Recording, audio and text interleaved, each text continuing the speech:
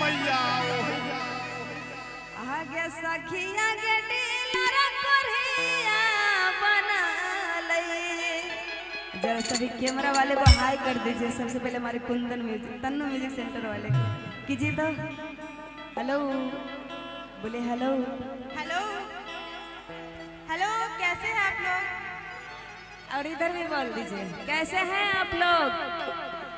कैसे हैं आप लोग? आप लोग को ठंडा भी लग रहा है क्या? ठंडा लग रहा है, भेज दे।